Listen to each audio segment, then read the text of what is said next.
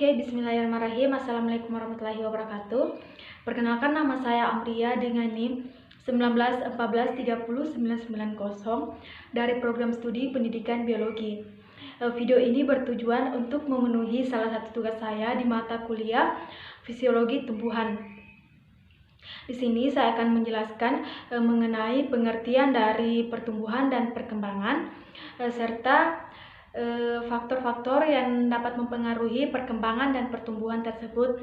Kemudian juga saya akan menjelaskan tentang hasil pengamatan dari kelompok saya, yaitu kelompok 4, di mana itu pertumbuhan dan perkembangannya itu saya akan bahas di akhir nanti.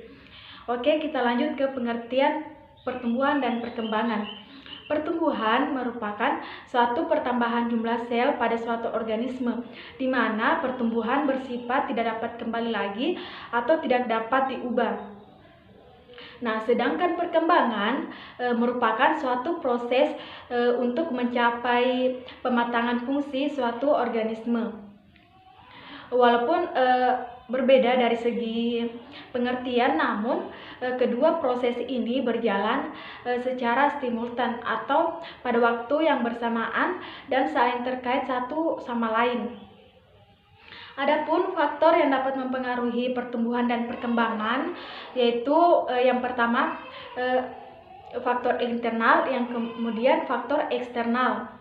Oke, kita masuk ke faktor internal, yaitu yang meliputi gen. Nah, gen merupakan substansi pembawa sifat keturunan dari induk ke generasi selanjutnya. Nah, gen mempengaruhi sifat makhluk hidup. Faktor kedua dari internal yaitu hormon. Nah, di mana hormon ini merupakan suatu zat yang berperan dalam mengendalikan suatu sel, berbagai jenis sel di dalam tubuh tanaman. Kemudian kita masuk ke faktor eksternal, di mana faktor eksternal ini meliputi nutrisi. Nah, nutrisi ini merupakan bahan baku untuk sumber energi proses pertumbuhan dan perkembangan.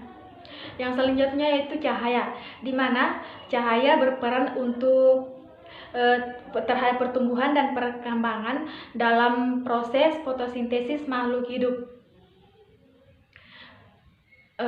Yang kemudian itu yang ketiga suhu. Yang ketiga itu kelembapan dan air, di mana air dan kelembapan ini merupakan faktor penting pertumbuhan dan dalam perkembangan. Air sangat dibutuhkan makhluk hidup. Tanpa air, makhluk hidup tidak dapat bertahan hidup. Kemudian yaitu suhu, di mana suhu memiliki peran yang penting dalam perkembangan tanaman. Yang terakhir itu tanah, di mana tanah ini sangat berperan penting dalam pertumbuhan dan perkembangan tanaman. Tanaman akan tumbuh dan berkembang dengan optimal apabila kondisi tanahnya sesuai dengan kebutuhan nutrisi tanaman tersebut.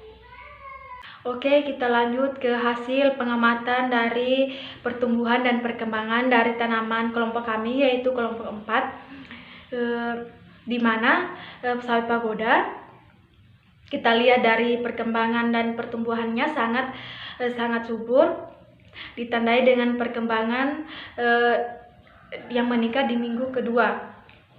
Kemudian yaitu seledri hijau, di mana seledri hijau ini memiliki pertumbuhan dan perkembangan yang sangat subur.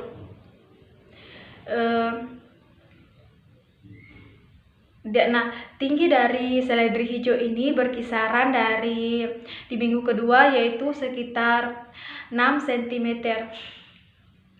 Kemudian kita lanjut ke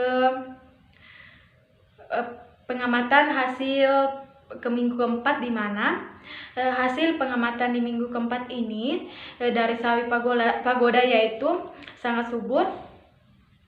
Dilihat dari perkembangannya, yaitu yang meningkat dari sebelumnya di minggu kedua ke minggu keempat ini.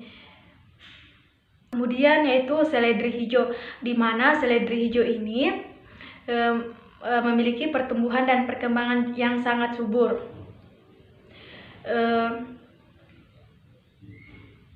Nah, tinggi dari seledri hijau ini berkisaran di minggu kedua yaitu sekitar 6 cm. Kemudian kita lanjut ke pengamatan hasil ke minggu keempat, di mana hasil pengamatan di minggu keempat ini dari sawi pagoda yaitu sangat subur. Dilihat dari perkembangannya yaitu yang meningkat dari sebelumnya di minggu kedua ke minggu keempat ini. Kemudian di seledri hijau, pertumbuhan dan perkembangannya melakukan perkembangan yang sangat bagus. Dilihat dari gambar yang di sebelah saya ini, di mana tingginya yaitu berkisaran 7 cm. Mungkin itu saja yang bisa saya sampaikan, kurang dan lebihnya mohon dimaafkan. Wabillahi taufiq wal hidayah. Wassalamualaikum warahmatullahi wabarakatuh.